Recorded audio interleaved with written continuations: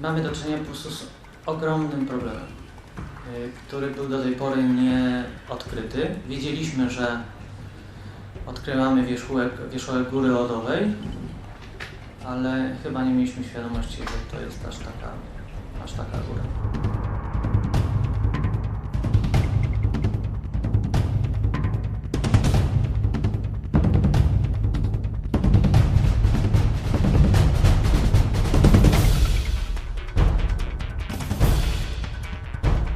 Ja mam takie podejście do prawdy, żeby jednak się jej trzymać i się jej nie bać.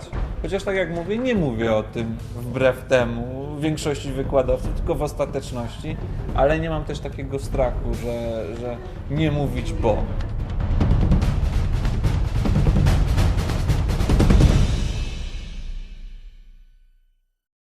Skala lęku w przyznaniu się do problemów jest ogromna. Przytłoczyło nas to trochę, nawet tak to chyba mogę powiedzieć. Cieszymy się, że wielu osobom udało się pomocną dłoń podać w odpowiednim do tego momencie. He started off by saying that 1 in 4 people in the country here in Poland will have a mental health problem. The statistic is exactly the same in the UK. But we, like you, as you're saying here, have reactive services for mental health. We don't have a proactive system. Otóż jest w szkolnictwie wyższym duża grupa studentów, nie zawsze rozpoznana, która mając problemy psychiczne, potrzebuje pomocy. Oni potrzebują pomocy, ale my musimy umieć tę pomoc okazać.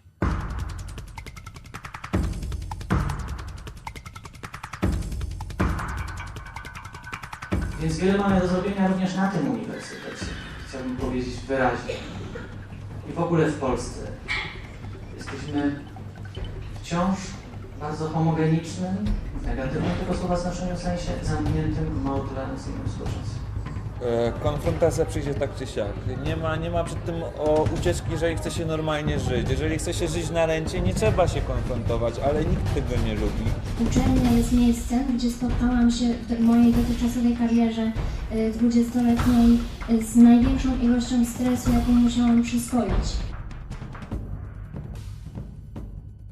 The Jagiellonian University is a very eminent university. Well, that is true also of Imperial College. It's one of the most prestigious universities in the UK. So when students come, they are very clever, but the expectation is very high, and that can cause a lot of pressure for students. Jeśli student, mówiąc kolokwialnie, zawala u mnie zajęcia, to znaczy nie przynosi prac, nie oddaje w terminie, nie przychodzi na zajęcia, nie jest aktywny, to proszę się nie dziwić, że moja pierwsza myśl jest taka, że widocznie studiowanie nie jest jego preferencją. My odczuwamy ogromny brak, nie wiem do końca ze strony jakiej instytucji, czy państwa, czy to są regulacje potrzebne na poziomie Senatu. Jeśli chodzi o ofertę biura standardową, nieprojektową, student może liczyć na wszelkiego rodzaju adaptacje toku studiowania, adaptacje egzaminów, zaliczeń, kolokwiów, zmianę terminów, egzaminów. Także my podpisujemy ze studentami kontrakty edukacyjne, w których zobowiązujemy studentów i siebie także jako konsultanci do wzajemnej współpracy na wspólnie ustalonych, wynegocjowanych warunkach. Całe szczęście na naszych uczelniach są już te bony i nie trzeba szukać gdzieś tam po zrzeszeniu jakiegoś studenta, nie wiadomo kogoś, kto wie, nie ma jakiejś... Jest to po prostu otwarte miejsce i wiadomo gdzie. Potrzebujemy Was i schizofrenia polega na tym, że się potrzebuje w pewnym momencie ludzi.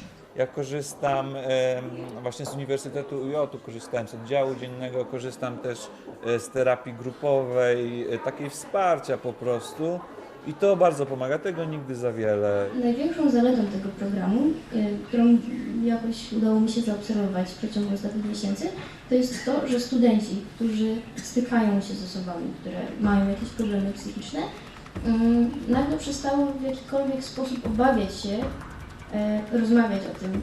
Tylko dlatego, że zauważyły naklejkę w tramwaju i tak dalej, jakiś folder. I to jest bardzo duży przełom, bardzo duży plus, ale warto by się zastanowić właśnie nad tym, czy nie należałoby pójść w tym kierunku. Na przykład właśnie zmieniać język i przełamywać tę tabuizację. So the professors are going to sit down and say, so tell me about your depression. But they're going to say, how can I help you to feel more comfortable in lectures, in tutorials. Bo to w sumie nie są dla mnie najintymniejsze rzeczy. Ja mam bardziej intymne rzeczy w sobie niż choroba schizofrenii. To jest pewien stopień intymności, ale dla mnie to jest mała waga. To nie jest dla mnie tak ważny problem. Powiem szczerze, że mam dużo ważniejsze rzeczy, z którymi miałbym trudności z dzieleniem się, które uznaję za intymne, a to jest dla mnie mniej intymne już, bo uważam, że to jest po prostu problem, który da się przeskoczyć.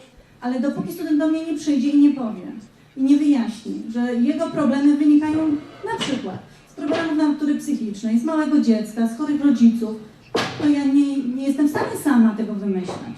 Także ten coming out jest niezbędny, jeśli ja mam traktować studenta poważnie. Uczelnie powinny zrobić wszystko, żeby dać gwarancję studentom, że te dane są bezpieczne. Tutaj konkretnie na przykład chodzi o to, że studenci boją się, że ich dane zostaną przekazane przyszłemu pracodawcy. Osoby prowadzące kursy nie muszą wiedzieć, na co student choruje. Właściwie powinno wystarczyć tylko te informacje odnośnie trybu kształcenia. Faktycznie jest jakaś taka stygmatyzacja w takim negatywnym znaczeniu w społeczeństwie, że nie pójdę, bo przecież nie jestem wariatem albo coś, nie chcę być przynajmniej. Ale jak są problemy, to co się tutaj przejmować tym, co ludzie myślą? Przecież problem do rozwiązania jest ważniejszy.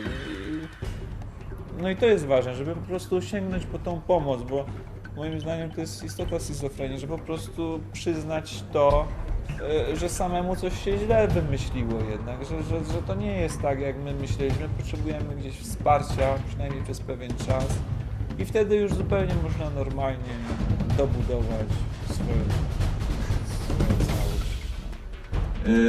No ale to jest pewna droga, rozumiem. Dobrze, dziękuję bardzo.